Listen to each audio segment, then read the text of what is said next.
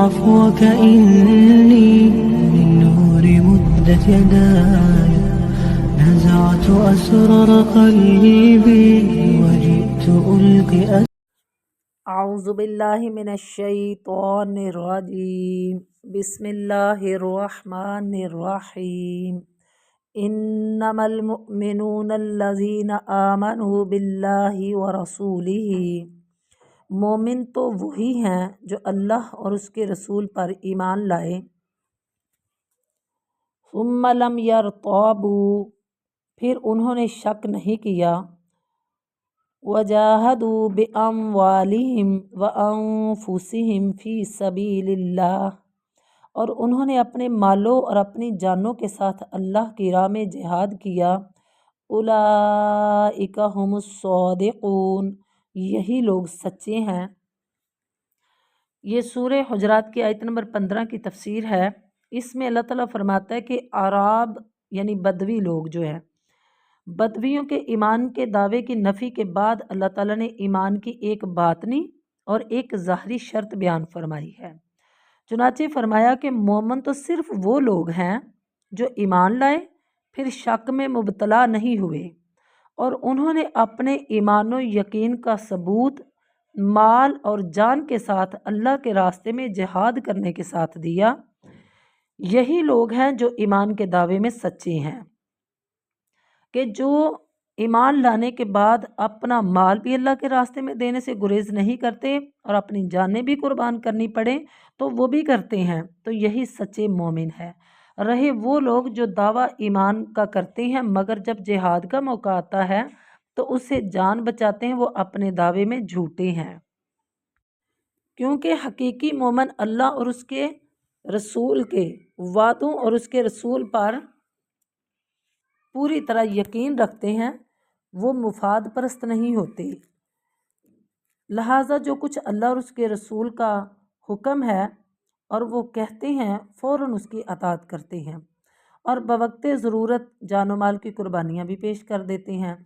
اور منافقوں کی طرح حیل و بہانوں سے فرار کی راہ اختیار نہیں کرتے۔ ایسے ہی لوگ راست باز ہوا کرتے ہیں اور ایسے ہی لوگ سچے مومن ہوا کرتے ہیں جو اپنی جان و مال کی قربانی دینے میں دریغ نہیں کرتے، اور جو مال خرچ کرنا پڑے پھر بھی وہ ہیلے بہانے تلاش کریں، یا اپنی جانوں کی قربانی دینی پڑے پھر بھی وہ ہیلے بہانے تلاش کرے، تو وہ مومن نہیں ہے۔ یہ مومن کی اور عام مسلمان کی تخصیص کر کے اس آیت میں بتایا گیا ہے۔ قُلْ أَتُعَلِّمُونَ اللَّهَ بِدِينِكُمْ، کہہ دیجئے کیا تم اللہ کو اپنے دین سے آگاہ کر رہے ہو؟ وَاللَّهُ يَعْلَمُ مَا فِي السَّمَاوَاتِ وَمَا فِي الْأَرْضِ، حالانکہ اللہ جانتا ہے جو آسمانوں میں ہے اور جو زمین میں ہے۔ وَاللَّهُ بِكُلِّ شَيْءٍ عَلِيمٌ، اور اللہ ہر چیز کو خوب جاننے والا ہے۔ تعلمون کا معنی سکھانا پڑھانا ہے۔ تعلیم کسی کو کوئی بات بتانے کا سب سے مضبوط اور پختہ طریقہ ہوتا ہے، چونکہ وہ بار بار اپنے ایمان کا اور دیندار ہونے کا دعویٰ کرتے تھے، یعنی بدوی لوگ، اعراب کی بات جو پیچھے والی آیت میں چل رہی تھی، تو ان کے بار بار دعوے کو اللہ تعالیٰ نے سکھانا پڑھانا قرار دیتے ہوئے فرمایا کہ کیا تم اللہ تعالیٰ کو سکھانے چلے ہو کہ تم پکے مومن اور دیندار ہو، اور یہ سمجھے بیٹھے ہو کہ اسے تمہارے دل کا حال معلوم نہیں، حالانکہ اللہ تو وہ ذات ہے جو اللہ تعالیٰ آسمانوں کی ہر چیز کو جانتا ہے اور زمین کی بھی ہر چیز کو جانتا ہے، اور اللہ تعالیٰ ہر چیز کو پوری طرح جاننے والا ہے۔ تو اس آیت میں قابل توجہ بات لفظ اللہ کا بار بار ذکر ہے، اتعلمون اللہ بدینکم واللہ یعلم ما فی السماوات وما فی الارض واللہ بکل شیء علیم، یعنی 3 مرتبہ اپنا نام اللہ بار بار ذکر کرنے سے مقصود اپنی ہیبت اور عظمت کا احساس دلانا ہے، کہ سوچو تم بار بار ایمان کا دعویٰ کر کے کسی عام ہستی کو نہیں بلکہ کائنات کے خالق و مالک کو سکھانے جا رہے ہو، جس کا نام اللہ ہے اور جس سے کوئی چیز مخفی نہیں ہے۔ اور ان لوگوں نے نبی علیہ الصلوۃ والسلام کے پاس آ کر جب یہ کہا کہ ہم اسلام لے آئیں، اور ان کا یہ اسلام لانا چڑھتے سورج کو سلام کرنے کے مترادف تھا، وہ اسلام لا کر اپنے جان و مال کی حفاظت اور مال غنیمت میں سے اپنا حصہ طلب کرنا چاہتے تھے، کیونکہ جو بندہ مسلمان ہو جاتا تھا تو پھر نبی صلی اللہ علیہ وسلم اور ان کے صحابہ سے ان کے جان و مال محفوظ ہو جاتے تھے، اور یہ بھی ان کی ایک چال تھی کہ وہ یعنی منافق لوگ اپنے جان و مال کو محفوظ کرنے کے لیے جو ہے نا وہ بظاہر کلمہ پڑھ لیتے تھے، اندرونی طور پہ وہ منافق ہوتے تھے، لیکن جن لوگوں کا ذکر اس آیت میں آ رہا ہے، ان آیات میں آ رہا ہے، وہ منافق نہیں تھے، یعنی یہ مسلمان ہو چکے ہوئے تھے، لیکن ان کے دل کی نیت یہی تھی کہ ہمارے جان و مال بھی محفوظ رہیں اور مال غنیمت میں سے بھی ہمیں حصہ مل جایا کرے اور ہم لڑائیوں میں شامل بھی نہ ہوں۔ تو اللہ تعالیٰ نے اس کے جواب میں فرمایا ہے کہ جیسا تم اسلام لا رہے ہو نا، اللہ کو اس کا ٹھیک پتہ ہے، اور جن اغراض کے تحت لا رہے ہو یا جس مقصد کے تحت لا رہے ہو وہ بھی اللہ تعالیٰ جانتا ہے، اللہ تعالیٰ سے کوئی چیز مخفی نہیں ہے۔ یہ آیت نمبر 16 کی تفسیر ہے۔ آگے آیت نمبر 17 میں اللہ تعالیٰ فرما رہا ہے یمنون علیک ان اسلموا، وہ تجھ پر احسان رکھتے ہیں کہ وہ اسلام لے آئے ہیں۔ قل لا تمنوا علی اسلامکم، کہتے مجھ پر اپنے اسلام کا احسان نہ رکھو، بل اللہ یمن علیکم ان ہداکم للایمان، بلکہ اللہ کا تم پر احسان ہے، یعنی اللہ تم پر احسان رکھتا ہے کہ اس نے تمہیں ایمان کے لیے ہدایت دی ہے، اِن کنتم صادقین، اگر تم سچے ہو تو۔ یمنون علیک ان اسلموا، عربی لوگ یہ کہتے تھے کہ ہم آمنا، ایمان لے آئے ہیں، دراصل نبی صلی اللہ علیہ وسلم پر اپنے مسلمان ہونے کا احسان جتلا رہے تھے، جیسے ہم اسلام لا کر آپ پر بڑا احسان کر بیٹھے ہیں، یعنی ہم نے بڑا آپ پر احسان کیا کہ ہم مسلمان ہو گئے ہیں۔ مثلاً اگر کوئی انسان کسی کو اسلام کی دعوت دیتا ہے یا قرآن و سنت کی دعوت دیتا ہے تو وہ ان کے یعنی بتائی ہوئی باتوں کو مانتا ہے، تو یہ یعنی اس انسان کا اس عالم دین پر کوئی احسان نہیں ہے، بلکہ اس کو یہ احسان ماننا چاہیے اپنے رب کا کہ رب نے مجھے اس بندے کے ذریعے صراط مستقیم دکھائی ہے۔ تو ان اعراب والوں کو بھی اللہ تعالیٰ کے نبی کا احسان یہ ماننا چاہیے کہ نبی صلی اللہ علیہ وسلم کے ذریعے اللہ تعالیٰ نے ہمیں ہدایت دی ہے اور اسلام کی دولت دی ہے۔ ان کے خیال میں یہ ان کا نبی صلی اللہ علیہ وسلم پر احسان تھا، جس کا آپ صلی اللہ علیہ وسلم کو خیال رکھنا چاہیے تھا، اور اس کے بدلے میں ان کے تقاضے اور فرمائشیں پوری کرنی چاہیے تھی، جیسے چودھری اور سردار کسی سیاسی پارٹی میں شامل ہو کر اس پر بڑا احسان رکھتے ہیں اور پارٹی کے سربراہ سے اپنے مفادات حاصل کرتے ہیں کہ ہم تو تمہاری پارٹی کے ساتھ ملے، اب ہمیں فائدے دیے جائیں۔ تو یہ عرب لوگ بھی یہی چاہتے تھے کہ اللہ کے نبی صلی اللہ علیہ وسلم ہم تو مسلمان ہو گئے، ہم اسلام لے آئے ہیں،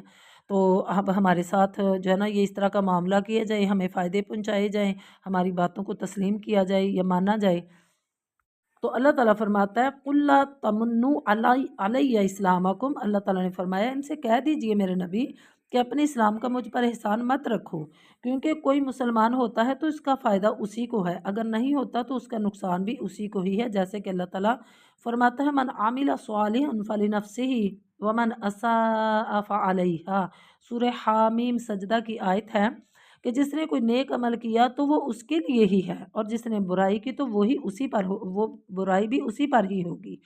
کسی دوسرے پہ نہیں ہوگی۔ تمہارے اسلام لانے یا نہ لانے سے میرا کوئی مفاد وابستہ نہیں ہے، یہ اگر اسلام لانے کا فائدہ پہنچے گا تو وہ تمہیں ہی پہنچے گا۔ بل اللہ یمن علیکم ان ہداکم، یہاں بظاہر یہ کہنا چاہیے تھا کہ تم مجھ پر اپنے اسلام کا احسان مت رکھو،